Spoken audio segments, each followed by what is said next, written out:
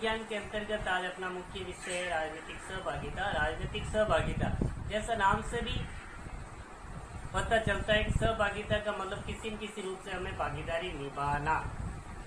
कहने का मतलब है कि मानव द्वारा राजनीतिक संस्थाओं में प्रत्यक्ष या अप्रत्यक्ष रूप से जो भागीदारी होती है उसी को हम राजनीतिक सहभागिता कहते हैं।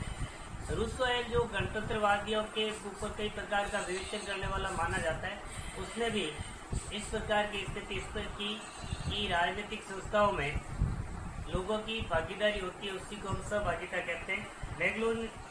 मैग्लोस्की कहता है कि सहभागिता केवल लोकतांत्रिक अवस्थाओं की या व्यवस्थाओं में नहीं है, बल्कि कम से कम मात्रा में लोगों की भागीदारी किसी संस्था में विद्यमान रहती है और व्यक्ति विकासशील या क्रियात्मक रूप से उन संस्थाओं के प्रति क्रियाशील रहता है।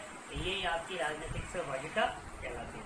अब देखो राजनीतिक सहभागिता के रूप कितने हैं। राजनीतिक सहभागिता दो रूपों में होती है, एक तो लोकतांत्रिक स्वरूप है, एक विकास परक है। लोकतांत्रिक स्वरूप के अंतर्गत अपन बात कर रहे हैं कि उस स्थिति को कहते हैं कि लोकतंत्र की जो संस्था है, लोकतंत्र के जो निर्माणक तत्व है उसमें व्यक्ति चढ़ बढ़ के हिस्सा लेता है। और विकास परक से मतलब है कि जो विकासशील योजनाओं के अंतर्गत व्यक्ति की किस प्रकार की भागीदारी रहती है, किस प्रकार से वो सहभागी होता है, उसको कहते हैं। जैसे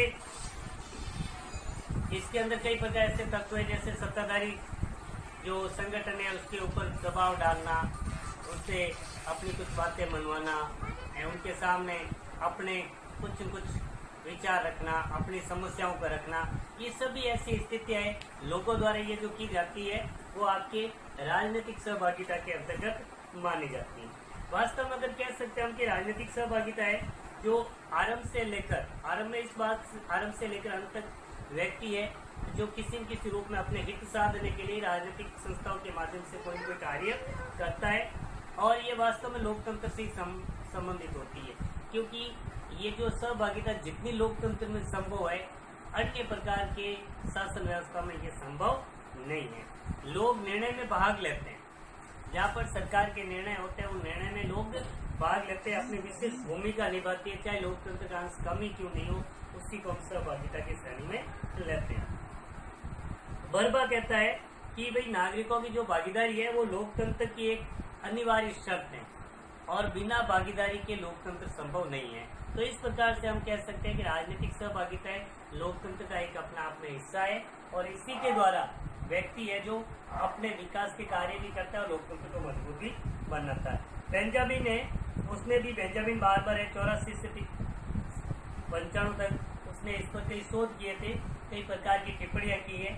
वो कहता है कि लोकतंत्र की मजबूत वकालत करता है कि सहभागिता को यदि मजबूत बनाना है और वास्तविक रूप से राजनीतिक सहभागिता को प्रकट करना है और राजनीतिक सहभागिता को लोगों के सामने या वास्तव में राष्ट्रीय स्तर पर दिखाना है तो लोकतंत्र लाना जरूरी है। बिना लोकतंत्र के सहभागिता संभव नहीं है। इसलिए वो लोकतंत्र की मजबूत, वो एक पुस्तक लिखता है, उसने कहा था थिंक डेमोक्रेसी और पॉलिटिक्स ऑफ ड्यूटी, इस प्रकार के शब्दों का उसने प्रयोग किया है इस प्रकार की सहभागिता और लोकतंत्र के लिए।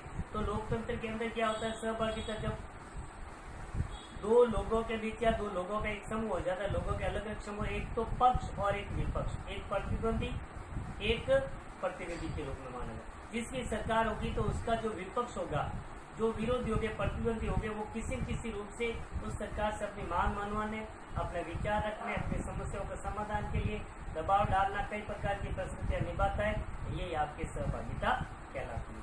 तो इस प्रकार से लोकतंत्र राजशाही में सहभागिता नहीं हो सकती, राजतंत्र में संभव नहीं है, साम्यवाद में भी संभव नहीं है, अधिनायकवाद में भी नहीं है।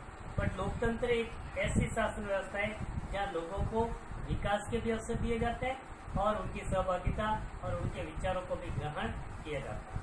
Thank you.